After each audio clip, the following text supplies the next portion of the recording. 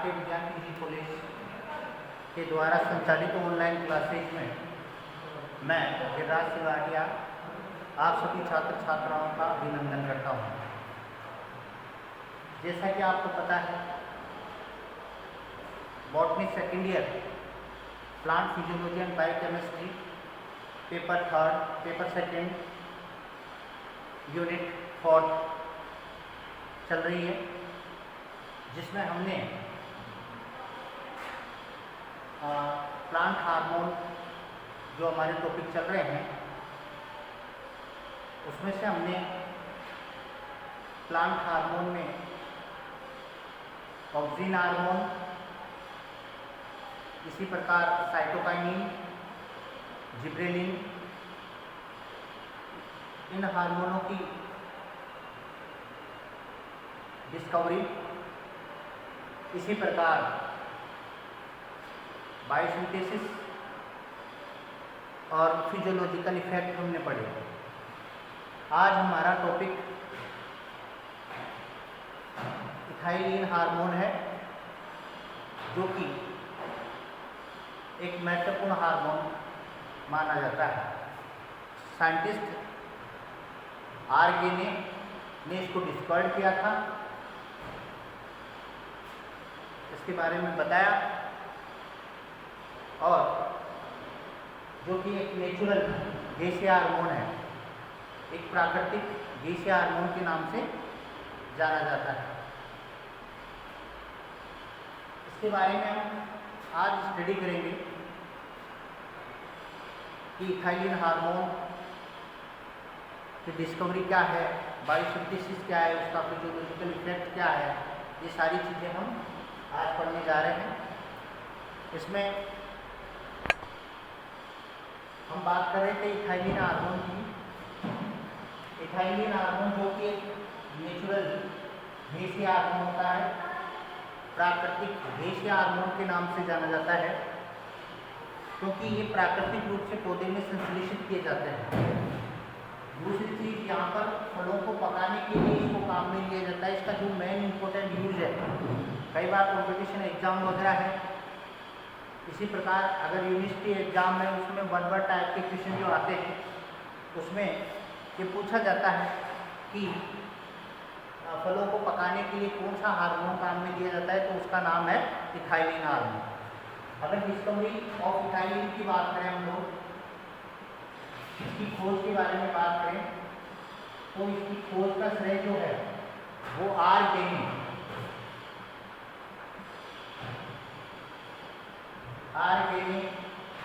Scientist को जाता है। आर्गेने ने इसको डिस्कवर किया था।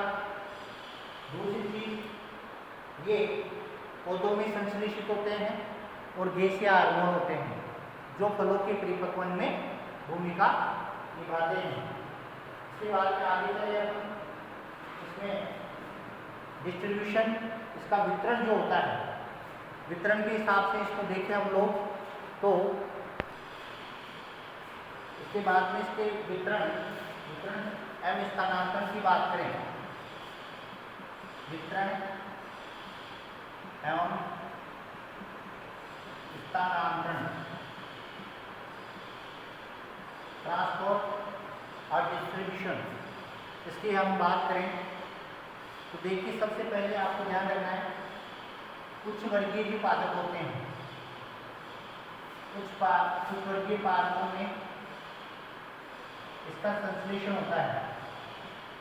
हाइजर प्लांट जो होते हैं, इनमें इनका संश्लेषण होता है। दूसरी चीज, इसमें अगर हम बात करें, शैवालों में इसका निर्माण अभी तक शैवालों में इसका निर्माण नहीं होता है, ध्यान देना है, शैवालों में इसका निर्माण नहीं होता है। दूसरी चीज अगर हम बात करें, यहाँ पर जीवाणु, बैक्टीरिया वगैरह जो होते हैं, जीवाणु व कवकों में, जीवाणु और कवकों में इथाइलिन का निर्माण होता है। इथाइलिन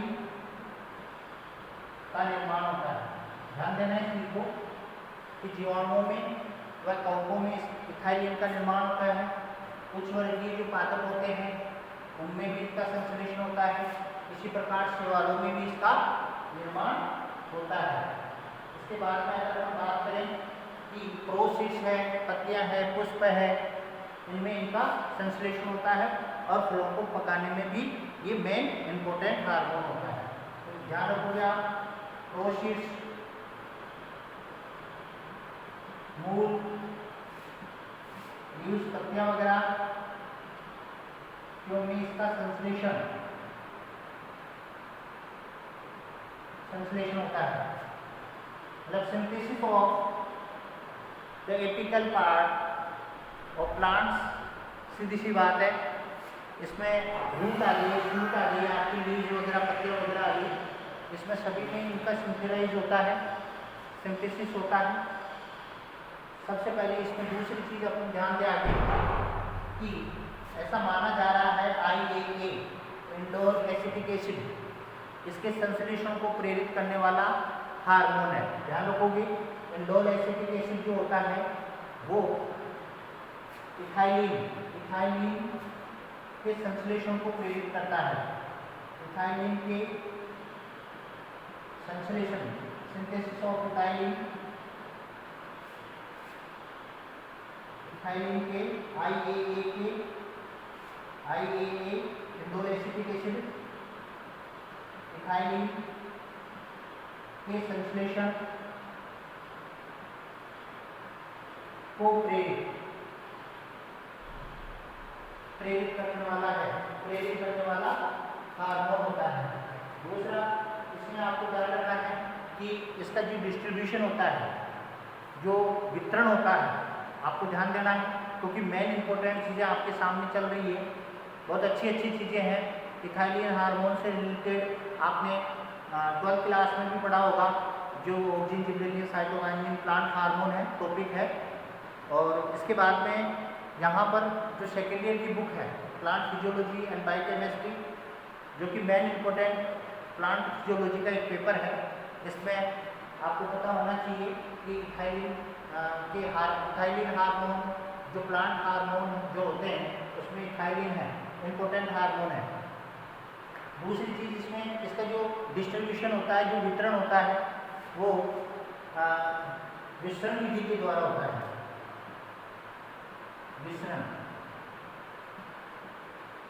विसरण विधि द्वारा परिवहन आपको ध्यान रखना है।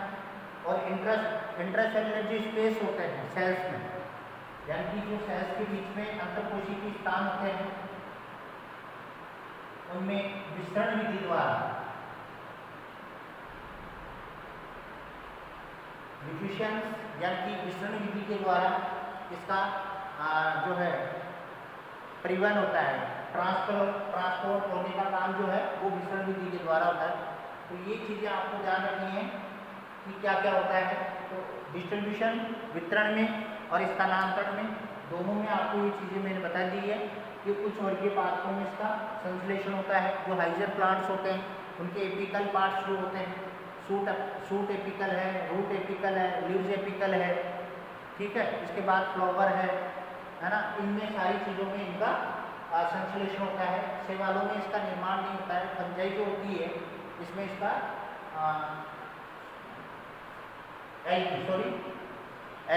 एल्गी में इसका सिंथेसिस नहीं होता है, संश्लेषण नहीं होता है। इसी प्रकार जीवाणु और कवकों में इथाइलिन का निर्माण होता है, ठीक है। और सबसे मेन इंपॉर्टेंट है IAA, इंडोल एसिटिक एसिड जो हार्मोन होता है, इंडोल एसिटिक एसिड हार्मोन जो होता है वो इथाइलिन के संश्लेषण को प्रेरित करने वाला हार्मोन है। और लास्ट में आता है कि ये विसरण विधि के द्वारा, यानी कि विसरण विधि के द्वारा इंट्रासेलुलर जो स्पेस होते हैं वहाँ पर इसका जो है परिवहन होता है, उस विधि के द्वारा यहाँ पर इसका परिवहन होता है। नेक्स्ट आगे अपन चलते हैं टॉपिक, आगे जो पॉइंट है वह है biosynthesis.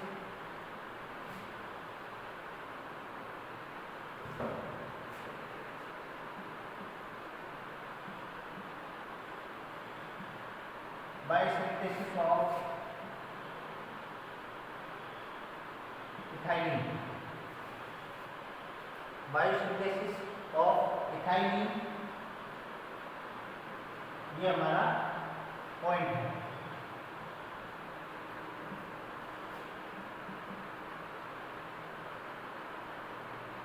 Biosynthesis of ethylene, biosynthesis of ethylene, इसके बारे में सर्वप्रथम मॉरिस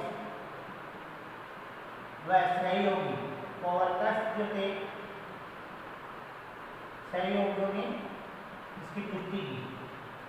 मॉरिस और सहयोगियों ने ये कहा कि इथाइलिन का जो संश्लेषण होता है, पौधे में जो इथाइलिन का संश्लेषण होता है वो methionine amino acids,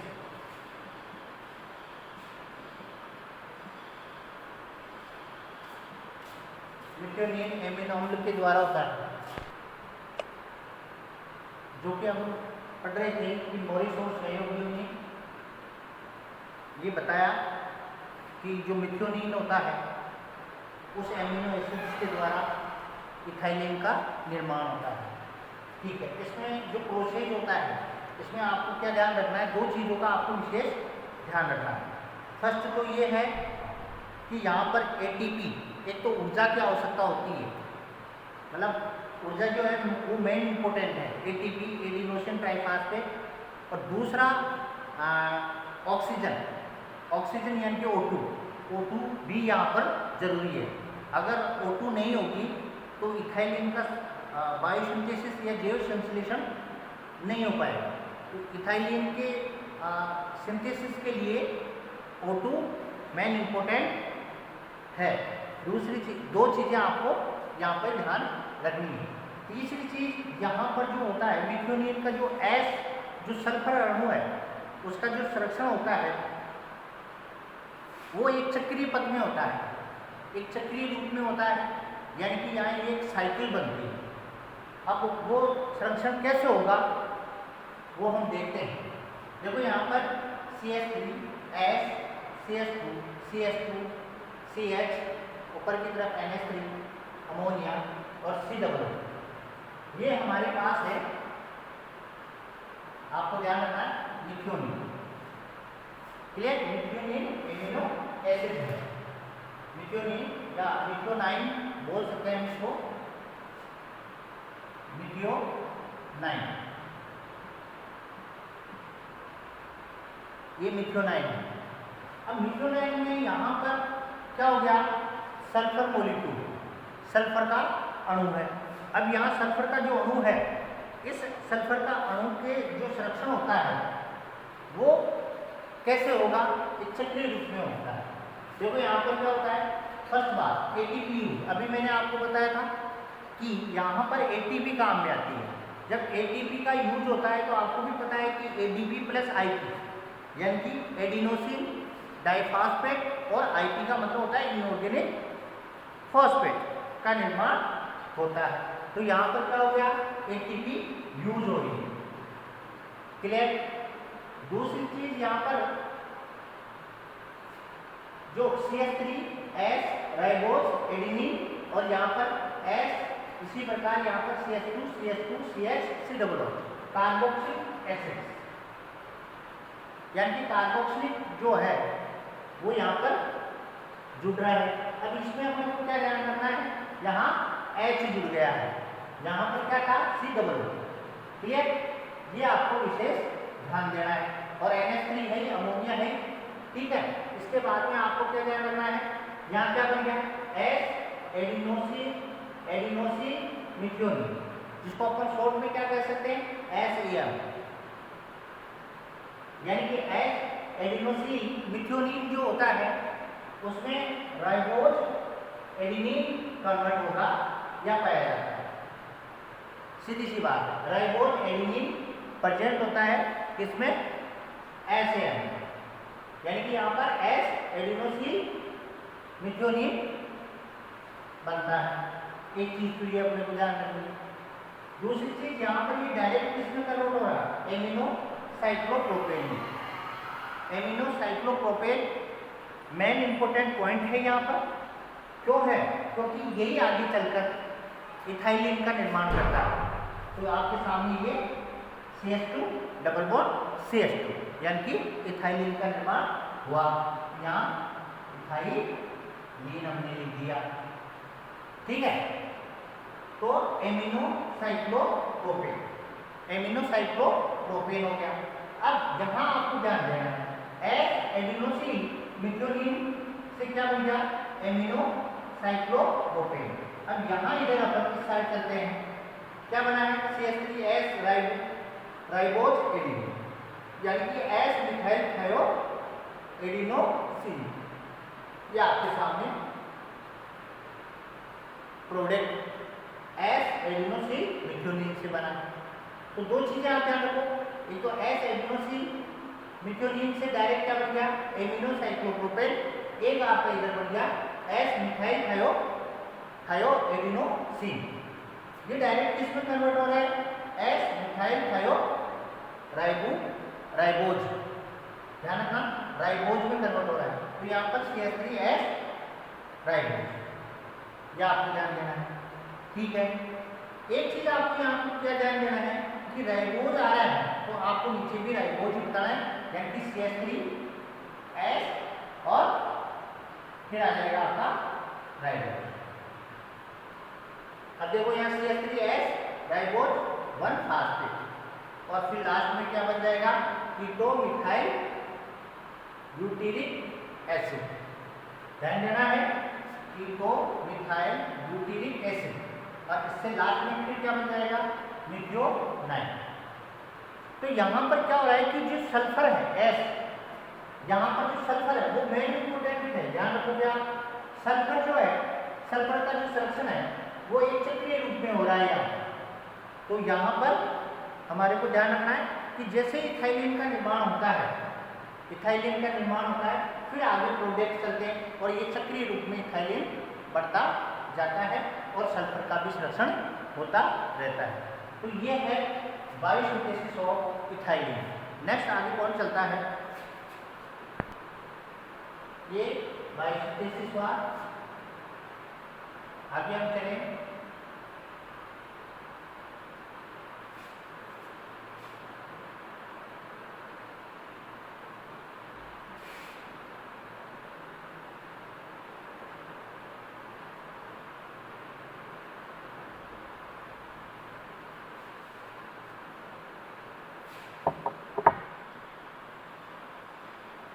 physiological effect of ethylene.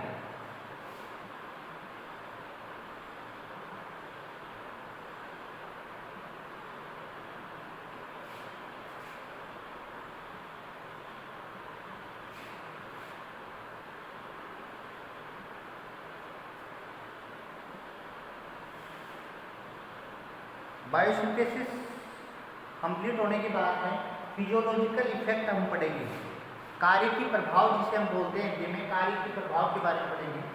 तो सबसे पहले वर्दी पर प्रभाव,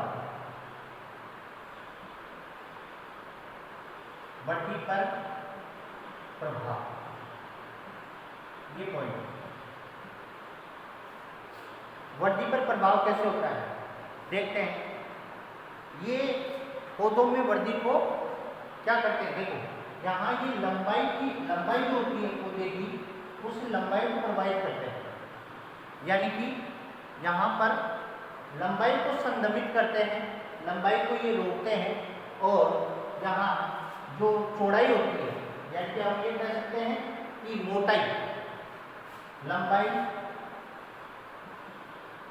को संदमित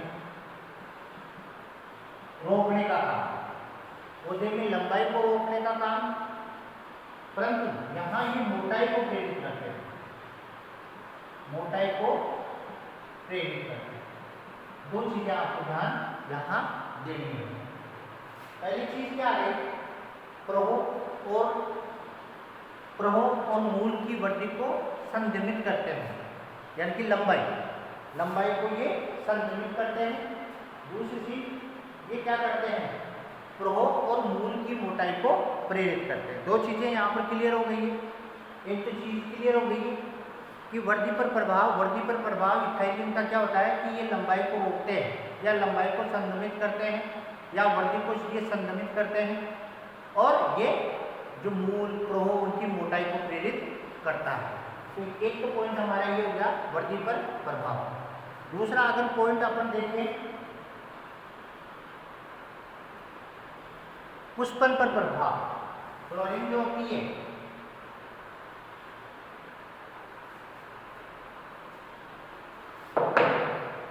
पुष्पन पर प्रभाव, देखिए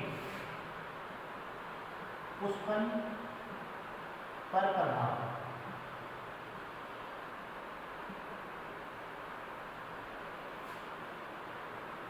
देखो ये ज्यादातर अधिकतर जो पौधे होते हैं, अधिकतर पौधों में पुष्पन को संदमित का मतलब रोकने से होता है। तो यहाँ पर अधिकतर पौधों में ये पुष्पन क्रिया को संदमित करते हैं, रोकते हैं। क्लियर? तो रोकने का काम है यहाँ पर, संदमित करने का काम कर रहा है ये। दूसरी चीज, परंतु आम और अनानास में पुष्पन प्रेरित, ये मेन इंपोर्टेंट है। आम में और अनानास में ये क्या करते हैं, पुष्पन प्रेरित करने वाला हार्मोन है, ये आपको ध्यान रखना है, ये मोस्ट इंपोर्टेंट है। यहाँ पर आम और अनानास में पुष्पन क्रिया को प्रेरित करने वाला हार्मोन पूछ लेते हैं कई बार। तो आम में और अनानास में पुष्पन क्रिया इथाइलिन हार्मोन के द्वारा होती है। दूसरी चीज होता है सेक्स मॉडिफिकेशन, लिंग रूपांतरण। आप बोल सकते हो कैसे, जैसे मैं बताऊं आपको, लिंग परिवर्तन में, लिंग परिवर्तन, लिंग परिवर्तन में क्या होता है, मादा पुष्प जो होते हैं, मादा पुष्पों की संख्या में वृद्धि, मादा पुष्पों की संख्या में वृद्धि और नर पुष्पों की संख्या में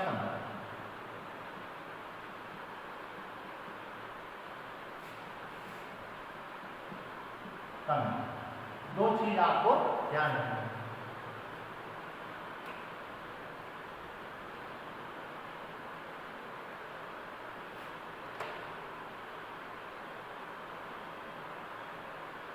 आगे पर बात करें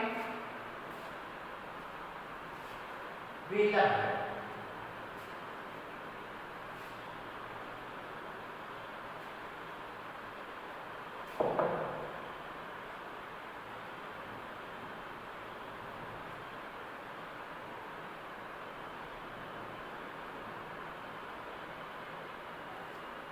देख, विलग्न पर प्रभाव,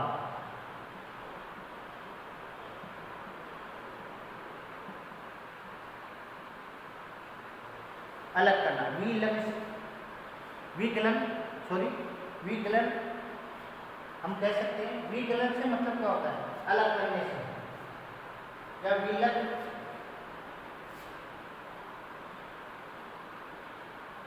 विलग्न भी कहते हैं इसको, है ना।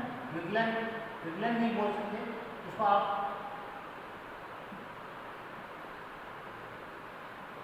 विलग्न अलग करना, विलग्न पर प्रभाव। देखो दो चीज होती है यहाँ पर, अलग करने से मतलब है पत्तियां, फल, पौधे से जब अलग हो जाते हैं या अलग होने की जो क्रिया है वो विलग्न है। विलग्न हम बोलते हैं अलग होने से। यानी कि ये क्या करता है, इथाइलिन हार्मोन क्या करता है, इथाइलिन हार्मोन क्या करता है, सेलुलेज, या ध्यान रखिएगा इथाइलिन हार्मोन जो होता है वो सेलुलेज एंजाइम, सेलुलेज एंजाइम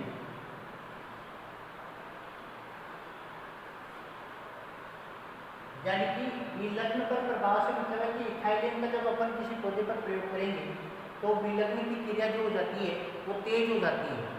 झड़ने की जो क्रिया है या हम ये कह सकते हैं अलग होने की जो क्रिया है वो पत्ती पुष्प फल पौधे से जो अलग हो जाते हैं वो क्रिया तेज हो जाती है अगर इथाइलिन का छिड़काव आप पौधे पर करते हो तो यहाँ पर क्या स्थिति है, स्थिति ये आ रही है यहाँ पर कि ये इथाइलिन हार्मोन सेलुलोज का जो प्रभाव होता है सेलुलोज का संश्लेषण बढ़ा देता है और सेलुलोज का जब संश्लेषण बढ़ जाता है तो उस जगह की सेल्स जो होती है वो कमजोर हो जाती है और कमजोर होने से पत्ती पुष्प वगैरह ये पौधे से अलग हो जाते हैं। तो ऐसी स्थिति को विलग्न पर प्रभाव हम कहते हैं।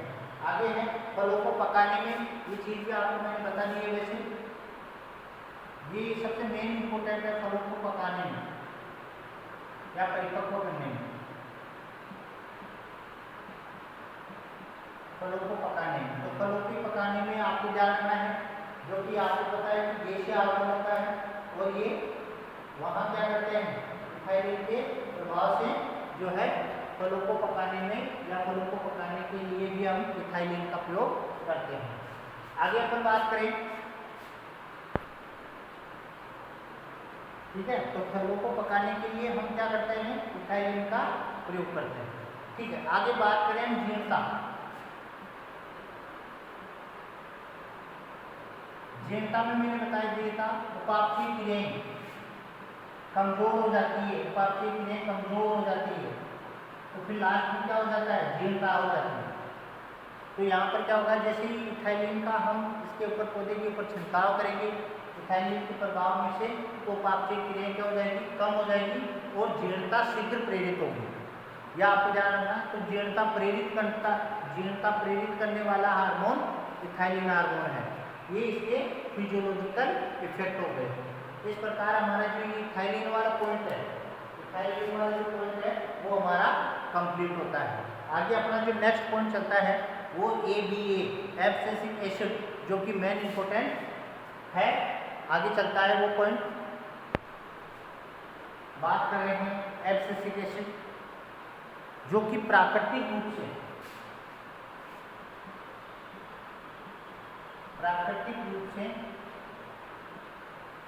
पौधों में पाए जाते हैं।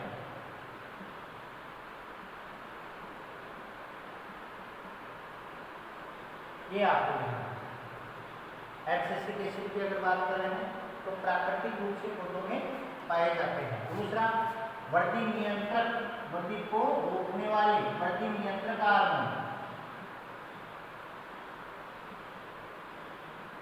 है। तीसरा इसे स्ट्रेस हार्मोन भी कहते हैं। स्ट्रेस हार्मोन बहुत अच्छी बात है, स्ट्रेस हार्मोन कहते हैं।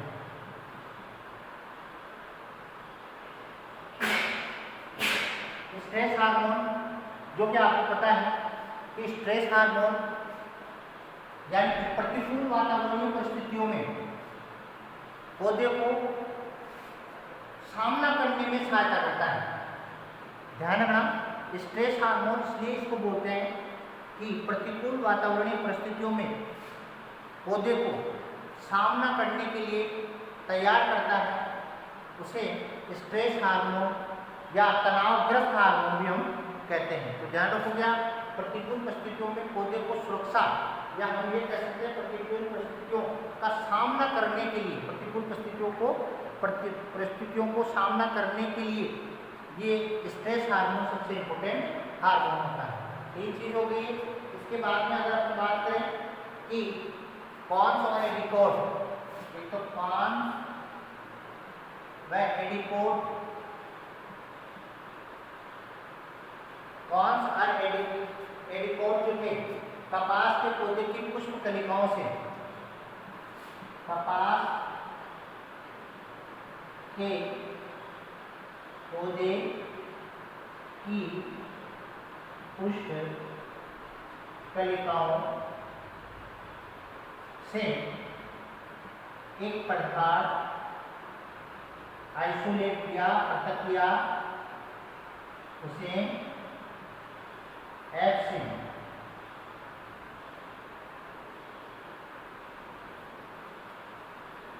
ध्यान रखना, कपास के पौधे की पुष्प कलिकाओं से एक पदार्थ को पृथक किया था, उसको एब्सिसिन नाम दिया था।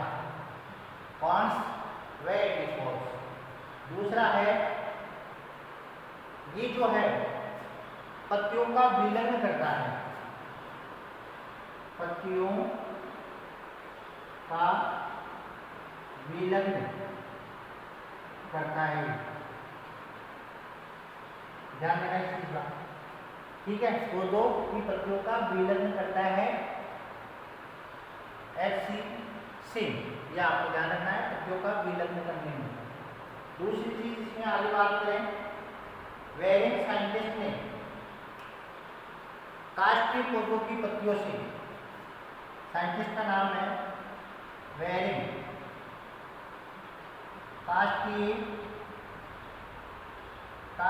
पौधों की पत्तियों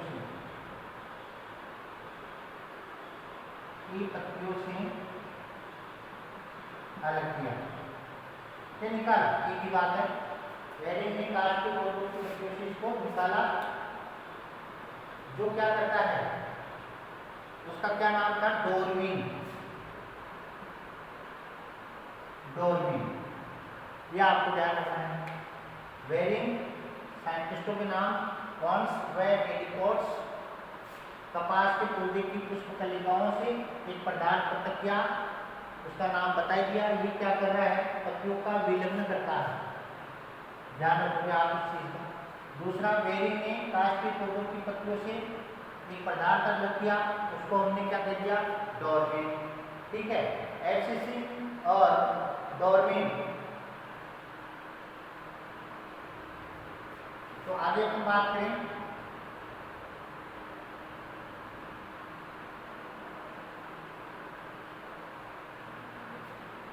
हम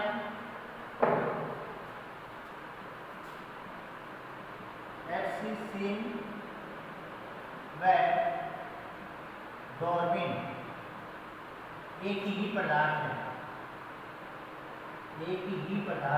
यह आपको ध्यान रखना है, दोनों एक ही पदार्थ है, ये ध्यान रखोगे।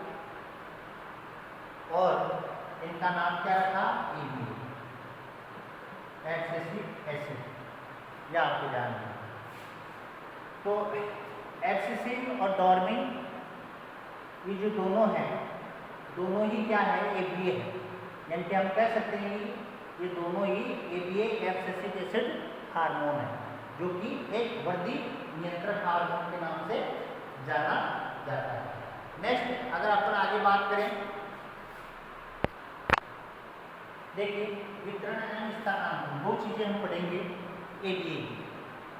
एब्सिसिक एसिड में आपको क्या ध्यान रखना है कि यहाँ पर इसका वितरण कैसे होता है, स्थानांतरण कैसे होता है, डिस्ट्रीब्यूशन और ट्रांसलोकेशन क्या होता है, ट्रांसपोर्ट कैसे होता है इसका। तो दो देखिए, इसमें आपको क्या ध्यान रखना है, दो चीज़ें हैं कि ये जो होता है ज़्यादातर जो कंद है, प्रकंद है, कलिकाएँ हैं, जो एम्ब्रियोज हैं, उनके अंदर प्रेजेंट होता है, यानी कि पौधों में यह कहाँ पाया जाता है, तो विभिन्न अंगों में, जिसे कंद, प्रकंद, कलिकाएँ, भ्रूण आदि में पाया जाता है। तो ध्यान रखना, पौधों में कंद है, प्रकंद, राइजोम्स वगैरह है, कंद, प्रकंद, कलिकाएँ, भ्रूण आदि में ये पाया जाता है।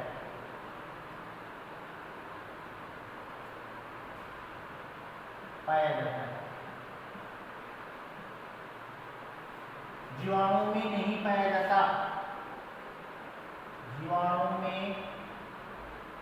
नहीं पाया जाता, एब्सिसिक एसिड जो होता है वो जीवाणु में नहीं पाया जाता है। इसी प्रकार नीले शैवाल और कॉकों में ये पाया जाता है,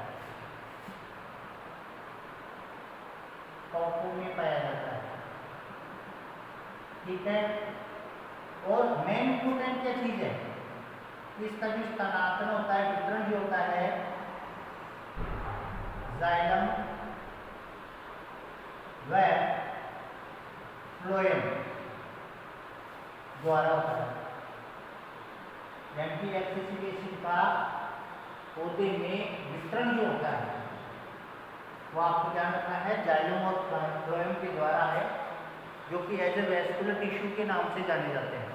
तो ध्यान रखोगे आप, जाइलम और फ्लोएम के द्वारा इसमें इसका स्थानांतरण या वितरण होता है। तो तीन चीजें यहाँ पर सबसे ज्यादा इंपॉर्टेंट है। क्या चाहिए? एक तो, और एक चीज और यहाँ पर सबसे इंपॉर्टेंट है, परिपक्व पत्तियों में इसका संश्लेषण ज्यादा होता है, संश्लेषण अधिक। ये आपको जानना है,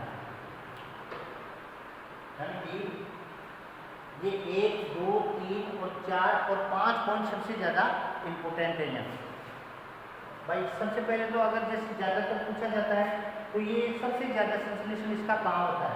तो पत्तियों में, परिपक्व पत्तियों में इसका संश्लेषण होता है। एक तो मेन इंपॉर्टेंट चीज ये है। दूसरी इंपॉर्टेंट चीज क्या है? इसका वितरण किसके माध्यम से होता है? तो वेस्कुलर टिश्यू जो होते हैं, जाइलम फ्लोएम जो होते हैं, उनके द्वारा इसका वितरण होता है, डिस्ट्रीब्यूशन होता है। ठीक है। इसी प्रकार जो यहाँ पर सबसे बात इंपॉर्टेंट है कि जीवाणुओं में नहीं पाया जाता, एब्सिसिक एसिड जीवाणुओं में नहीं बनता। ठीक है। और इसके बाद में आता है कि ये कहाँ और इसके अलावा पत्तियों में तो सिंथेसिस होता है इसके, और ये प्रजनन कहाँ है? तो कल में, प्रकल में, कलिकाओं में, भ्रूण में, यहाँ पर ये प्रजनन होता है। तो एब्सिसिक एसिड का वितरण एवं स्थानांतरण, डिस्ट्रीब्यूशन एंड ट्रांसपोर्ट कैसे होता है वो चीज हमने पढ़ी है। आगे चलते हैं, नेक्स्ट पॉइंट चले, बायोसिंथेसिस ऑफ एबी,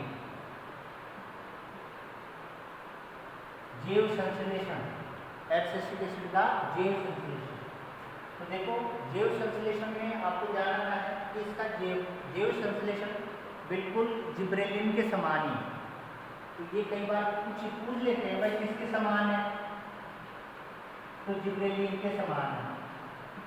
इसका जो संश्लेषण है वो जिब्रेलिन के समान है। इसमें स्टार्ट करते हैं अपन मेवेलोनिक एसिड। ध्यान रखोगे, मेवेलोनिक एसिड चेंज किसमें हो रहा है? फास्फो मेवेलोनेट। दूसरा डाइफास्फो मेवेलोनेट, डाइफास्फो मेवेलोनेट, आइसोपेंटिनिल,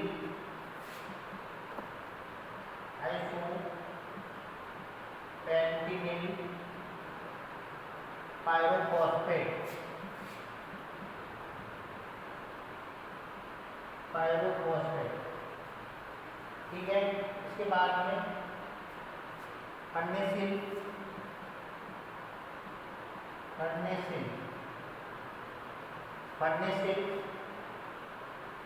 पायरोफॉस्फेट,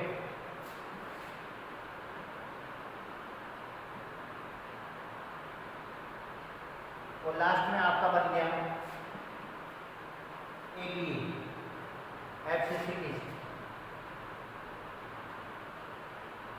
ये ध्यान रखना, मेवेलोनिक एसिड चेंज बाय फास्फोमेवेलोनेट, फास्फोमेवेलोनेट में, फिर यहाँ पर किसमें चेंज हुआ? डाइफास्फोमेवेलोनेट में, और फिर आइसोपेंटिनिल पायरोफॉस्फेट और फर्नेसिल पायरोफॉस्फेट और लास्ट में एबी।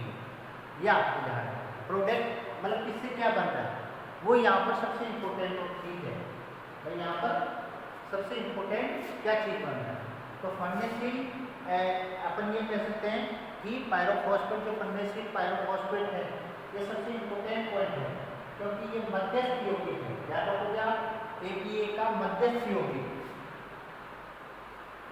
फंडेसिल पायरोफॉस्फेट, या आपको ध्यान रखना मध्यस्थ यौगिक, जिसे आप बोल सकते हो मीडियम तक जो है जिसे हम बोल सकते हैं फंडेसिल पायरोफॉस्फेट मध्यस्थ यौगिक है। ये आप थोड़ा सा ध्यान रख लेना, मध्यस्थ यौगिक, ये आपको ध्यान रखना।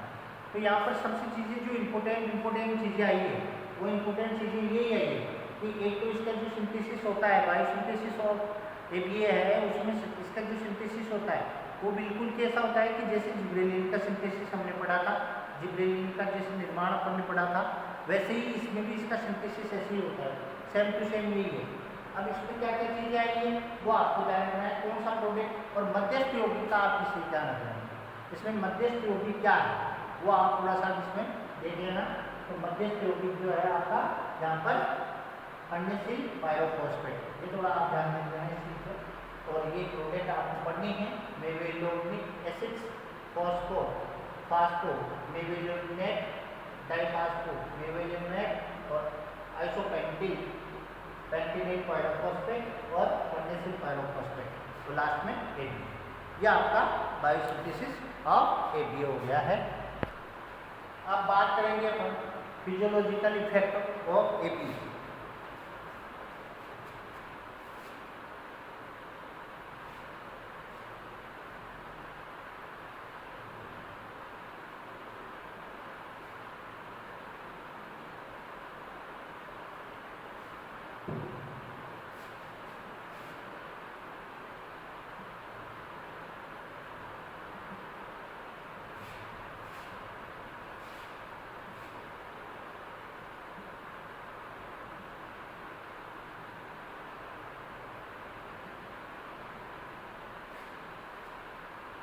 Physiological effect of ABA।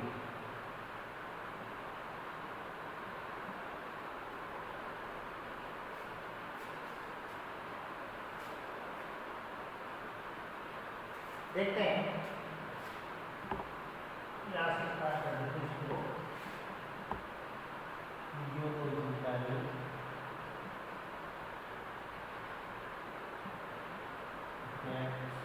Of ABA, ये थोड़ा सा ये पॉइंट है हमारा फिजियोलॉजिकल इफेक्ट ऑफ ABA। तो सबसे पहले तो आता है आपका पहला पॉइंट है पत्तियों के विलग्न, पत्तियों के विलग्न अलग्न, यानी कि पत्तियों के विलग्न को प्रेरित, सिंपल सी बात है, पत्तियों के विलग्न को प्रेरित करने वाला hormone as a stress hormone, जिसे आप ABA बोल रहे हो, तो इसमें क्या हो जाता है वही बता देना है आपको कि सेल्यूलोज एंजाइम का संश्लेषण बहुत ज़्यादा मात्रा में हो जाता है इसके छिड़काव के द्वारा, दिखाई देंगे सॉरी ABA के द्वारा इसका अगर ABA का पौधे के ऊपर छिड़काव करते हैं तो वहाँ पर क्या हो जाता है, वहाँ पर ये वहाँ विलग्न की क्रिया, विलग्न की जो परत होती है, लेयर होती है, FCC की लेयर्स होती है, उस लेयर्स को ये परत को क्या कर देते हैं, बढ़ा देते हैं। और बढ़ाने का मतलब है वहाँ सेल्यूलोज का संश्लेषण बहुत ज़्यादा हो जाता है, जिससे वहाँ की कोशिकाएं क्या हो जाती है, आश्रित हो जाती है, टूट जाती है, नष्ट होने लगती है, डैमेज होने लग जाती है, यानी कि डिजेनरेट ऑफ सेल्स जो होती है वो ज़्यादा होने लग जाती है और कुछ पत्तियाँ और फ्रूट्स जो होते हैं वो पौधे से अलग होने लग जाते हैं। तो आपको ध्यान रखना है कि ये जो ABA है ये पत्तियों के विलग्न को प्रेरित करने वाला हार्मोन है। दूसरी बात करें अपन बीजों, कलिकाओं में बीजों की प्रस्तुतता, ध्यान रखोगे आप, कलिकाओं और बीजों की प्रस्तुतावस्था बनाए रखने वाला, ये आपको ध्यान रखना है। दूसरी चीज इसमें है कि ये क्या करता है, ABA क्या करता है कि कलिकाओं की वृद्धि और बीजों की प्रस्तुतता, इन दोनों को बनाए रखने वाला हार्मोन है, यानी कि ये प्रस्तुतता को लंबे टाइम तक बनाए रखता है, जिससे उनमें ग्रोथ नहीं होती है, सीड जर्मिनेशन नहीं होता, अंकुरण की क्षमता नहीं होती है, अर्थात यह प्रस्तुतता को बनाए रखने वाला हार्मोन भी है, यानी कि तलिकाओं कृष्णता को बनाए रखने वाला हार्मोन है। दूसरी चीज आता है जीर्णता। देखिए जीर्णता जो होती है, जीर्णता हमने बताई थी कि जीर्णता के अंदर प्रोटीन वगैरह है। जीर्णता से पहले क्या होता है कि प्रोटीन, आरएनए, क्लोरोफिल इनका जो है अपघटन स्टार्ट हो जाता है। हमने पहले भी पढ़ लिया था जीर्णता के बारे में। तो जीर्णता में आपको क्या ध्यान रखना है कि देखिए बच्चों, जीर्णता जो है उस जीर्णता में प्रोटीन है, क्लोरोफिल है और आरएनए वगैरह है, इनका संश्लेषण है, या हम ये कह सकते हैं इनका अपघटन स्टार्ट हो जाता है। और जैसे अपघटन हो जाता है जीर्णता हो जाती है उनमें। अब जीर्णता हो जाने से यानी कि जीर्णता को प्रेरित करने वाला हार्मोन, यानी कि इनका अपघटन तीव्र कर देता है। एक होता है जीर्णता रुकना और एक होता है जीर्णता प्रेरित करना। तो प्रेरित से मतलब होता है जीर्णता जल्दी से आ जाए। ओल्ड एज स्टेज जो होती है ना उसकी, यानी कि उसकी मेटाबॉलिक जो एक्टिविटीज होती है वो लो हो जाती है सक्सेस जो जीर्णता के अंदर। तो जीर्णता में क्या हो जाएगा, ये जीर्णता को प्रेरित करने वाला हार्मोन है। तो इनका जो अपघटन होता है ना, डिकम्पोज होना, डिकम्पोज जो होता है वो थोड़ा फास्ट होने लग जाता है और फास्ट होने से उसमें जीर्णता प्रेरित हो जाती है। तो जीर्णता को प्रेरित करने वाला हार्मोन है, जीर्णता को या ऐसे लिख देते हैं, जीर्णता को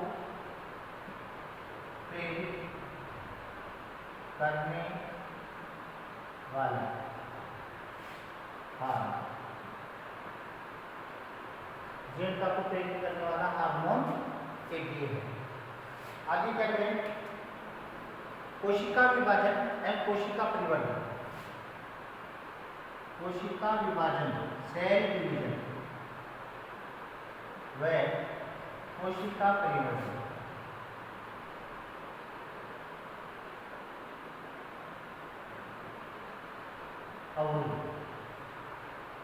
ये आपको जानना है, यानी कि सेल डिवीजन और डेवलपमेंट ऑफ सेल, यानी कि सेल डेवलपमेंट, दो चीजें यहाँ ये। तो ये कोशिका विभाजन, कोशिका विभाजन आपको मैंने पहले भी बताया था।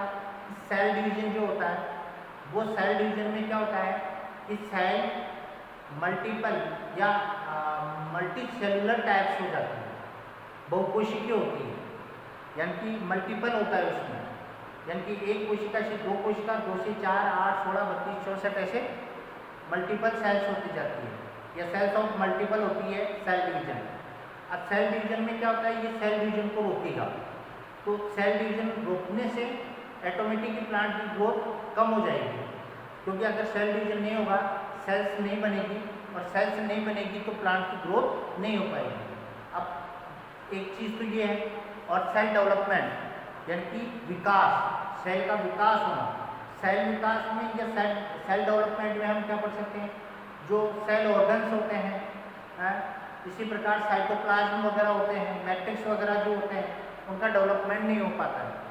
सेल जो होती है इनमेच्योर टाइप्स होने लगती है, यानी कि सेल जो होती है वो इनमेच्योर रह जाती है, उसमें सेल का पूर्ण रूप से कंप्लीट डेवलपमेंट नहीं हो पाता है। तो इनकम्प्लीट डेवलपमेंट जो होता है वो एबीए सिस्टम के द्वारा हो सकता है या एबीए हार्मोन के द्वारा होता है। तो ये चीज़ भी आपको ध्यान रखना है, ठीक है। इसी प्रकार इसमें क्या होता है, दूसरा रंध्रों का बंद होना। स्टोमेटा जो होते हैं रंध्रों का बंद होना, यानी कि जो स्टोमेटा होते हैं, जो रंध्र होते हैं, वो इसके प्रभाव से एबीए जो हार्मोन होता है उसके प्रभाव से स्टोमेटा जो होते हैं वो रंध्र बंद होने लगते हैं। तो यहाँ पर स्टोमेटा बंद होने से ट्रांसलेशन यानी कि वाष्पोत्सर्जन की दर कम हो जाती है। जहाँ पर जैसे हाइड्रोफाइट्स प्लांट होते हैं तो वहाँ वाष्पोत्सर्जन की दर आपको पता है कि वहाँ वाष्पोत्सर्जन का कोई प्रभाव नहीं पड़ता है ज़्यादा, क्योंकि वहाँ पर जो अवेलेबल जो वाटर है वो बहुत ज़्यादा मात्रा में पाया जाता है, ठीक है। परंतु जो डेजर्ट आवास की जीरोफाइट्स प्लांट है वहाँ पर स्टोमेटा जो होते हैं वो स्टोमेटा गठीय प्रकार के होते हैं, यानी कि जो लीफ होती है उस लीफ में स्टोमेटा जो होते हैं वो स्टोमेटा क्या होते हैं, अंदर की तरफ होता है, पत्तियों में स्टोमेटा अंदर की तरफ होता है, ताकि ट्रांसपिरेशन कम हो पाए और वो एनवायरनमेंट के अनुसार अपने आप को अडेप्ट कर पाए, अनुकूलित कर पाए। उनको ऐसे एनवायरनमेंट में रहना है, इसलिए उनको ऐसा करना पड़ता है। तो उनको अडेप्टेशन करना जरूरी होता है, अडेप्ट होना जरूरी है, तो एनवायरनमेंट के अनुसार उसको अडेप्ट होना जरूरी है, तभी तो वो लिविंग रह पाएगा, वरना वो क्या हो जाएगा, डेथ हो जाएगी उसकी। तो उसको लिविंग या सजीव रहने के लिए उसको क्या करना पड़ेगा, जीवित रहने के लिए उसको क्या करना पड़ेगा, उसको अपने एनवायरनमेंट के अनुसार अडेप्ट होना पड़ेगा। तो बात कर रहा था मैं स्टोमेटा की, तो अगर इथाइलिन का छिड़काव किसी पौधे पर किया जाता है तो वहाँ पर क्या होता है, जो स्टोमेटा होते हैं वो बंद हो जाते हैं, स्टोमेटा बंद रहने लगते हैं, तो वहाँ पर ट्रांसपिरेशन रेट जो होती है वो लो हो जाती है, वाष्पशोधन की दर कम हो जाती है। तो ये चीज़ें आपको ध्यान रखनी है कि फिजियोलॉजिकल इफेक्ट ऑफ एबीएपी आपको ध्यान रखना है। ये जो है काम कैसा कर रहा है, जैसे आप इनको याद करने का जो सिस्टम क्या है, आप इनको याद कैसे करोगे फिजियोलॉजिकल इफेक्ट में। देखो आप इसमें प्रेरित कर रहा है, मतलब जो अलग अलग करने का मतलब हो गया कि ये पौधे से फटाफट अलग कर रहा है, मतलब ये कह सकते हैं अपन कि खराब काम पहले कर रहा है, सीधी सी बात है। तो पौधे में क्या है, जैसे कलिकाओं में बीजों की प्रसवता को बनाए रखें, मान लो सीड जर्मिनेशन नहीं होगा या कलिकाएं जो बर्ड होती है वो उनकी ग्रोविंग नहीं हो पाएगी, तो फिर कोई मतलब नहीं रहा। तीसरा जीर्णता को प्रेरित करने वाला, ठीक है, ये भी एक उल्टा काम ही हो रहा है। इसी प्रकार कोशिका विभाजन and cell development of cell, ये भी एक उल्टा काम ही हो रहा है, मतलब उल्टे काम ही ज़्यादा कर रहा है, ठीक है। रंध्रों का बंद होना, अब रंध्र बंद हो जाएंगे तो सीधी सी बात है। अब इसमें प्लस पॉइंट भी है कुछ, आप ये नहीं कह सकते कि पूरे के पूरे काम डिस्टर्ब है, यानी कि नॉन सेंस ये फंक्शन है सारे, पर यहाँ पर कुछ ऐसे भी काम होते हैं जो कुछ ऐसे फंक्शंस भी हैं यहाँ पर जो मेन इंपॉर्टेंट भी होते हैं। जैसे मान लो यहाँ पर स्टोमेटा का बंद है, पर अब जैसे मान लो जीरोफाइट्स प्लांट है, अब जीरोफाइट्स जो प्लांट है उनमें अगर स्टोमेटा थोड़े क्लोज टाइप के रहेंगे तो उसमें ट्रांसपिरेशन रेट कम होगी, तो पौधा अपने आप को अडेप्ट रह पाएगा, अनुकूलित रह पाएगा, ऐसे एनवायरनमेंट में वो क्या अपने आप को लिविंग रख पाएगा। तो सीधी सी बात है ये, तो ये आपको ध्यान रखना है फिजियोलॉजिकल इफेक्ट, ये सबसे मेन इंपॉर्टेंट चीज़ें हमने पढ़ी हैं। आगे अगला जो पॉइंट है हमारा, ये आपके फिजियोलॉजिकल इफेक्ट हो गए हैं। आगे बात करें हम जीर्णता की।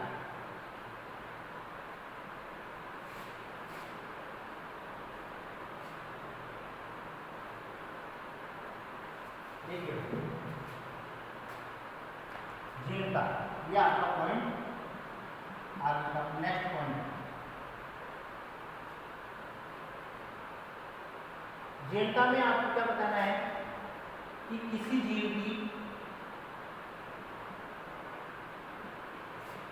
परिपक्व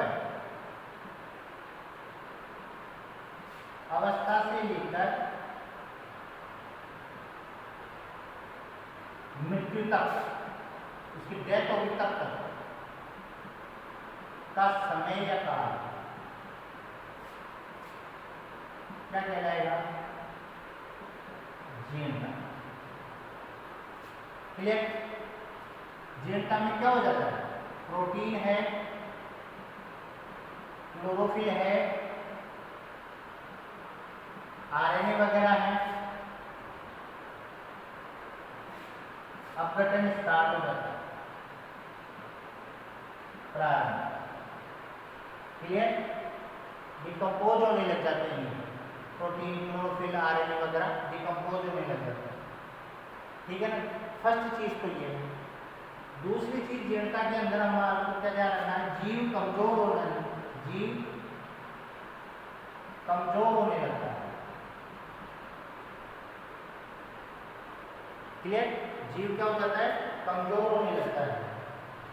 दूसरी चीज इसमें कार्य क्षमता में कमी हो जाती है, काम करने की जो कैपेसिटी है, capacity of work, low of capacity work, कार्य क्षमता में कमी।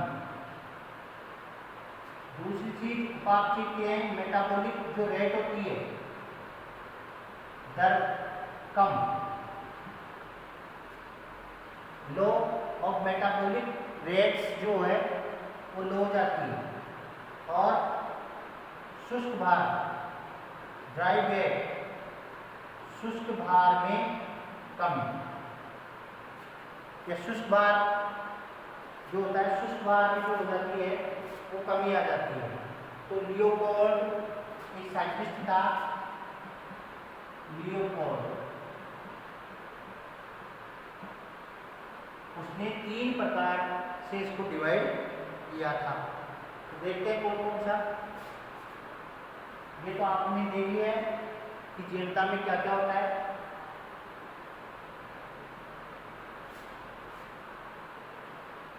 अब लियोपोल्ड के द्वारा जीर्णता में देखते हैं संपूर्ण पादप जीर्णता, 3 टाइप्स को इसको डिवाइड कर दिया।